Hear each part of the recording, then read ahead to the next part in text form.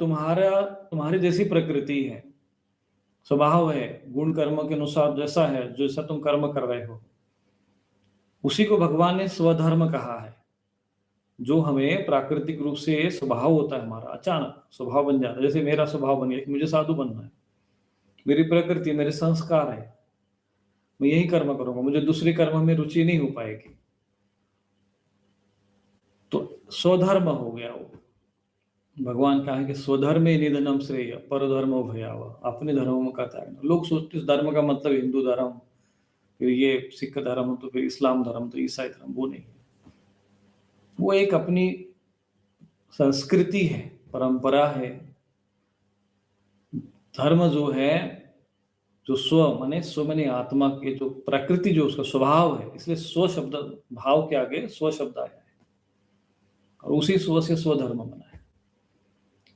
तो स्वभाव होता है, जैसे कि एक सिंह का स्वभाव होता है कि वो मांस खाएगा, अगर वो जीव की हत्या करता है उसको पाप दोष नहीं है। अब परंतु अगर सिंह जो कभी घास खाते हुए दिखाई दे, आप कोई विश्वास नहीं होगा, करेंगे ये कैसा विपरीत आचरण कर रहा है भाई।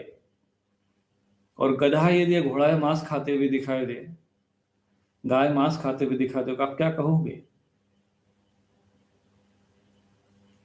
ऐसे ही जो व्यक्ति जिस कर्म, उसका स्वभाव है, जिसकी प्रकृति है, जिसके लिए जिस कार्य पर वो निश्चित तय हुआ, साधु है, स्वाभाविक है, भाई उसको तो यही कर्म करना चाहिए, पता चला कि वो कोई दूसरा कर्म कर रहा हो, तो आप उसको क्या कहोगे।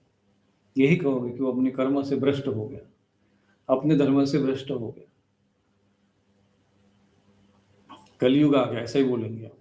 ऐसे ही ये सब चीजें।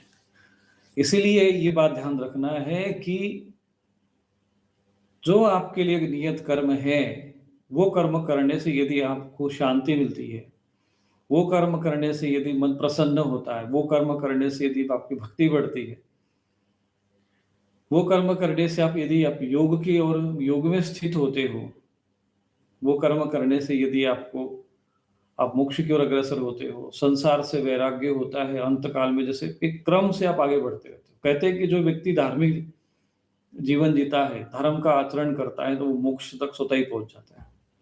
जिसके जीवन की आधारशिला धर्म है, उसका अंत मोक्ष में ही होगा। पर जिसके जीवन धर्मेण ही ना पशु भी समान, धर्म ही नहीं है, वो अर्थ काम में डूबा पड़ा है, तो मोक्ष भी उसके जीवन से नहीं होगा, भटकता रहता, पशु की तरह पैदा हो, पशु की तरह। मानव शरीर मिलने के उपरांत भी व्यक्ति नर पशु बन जाता है। इसको भी नर पशु शब्द भी सुना होगा आपने, नराधम शब्द भी सुने, वो ऐसी श्रेणी का। नर के भीतर कई है, केवल नर का शरीर होने से कोई व्यक्ति नर नहीं होता है।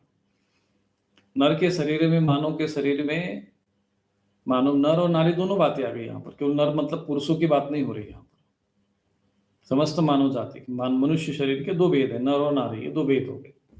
यहाँ बात मानवता की बात हो रही, मनुष्य की बात, सबके लिए लागू है।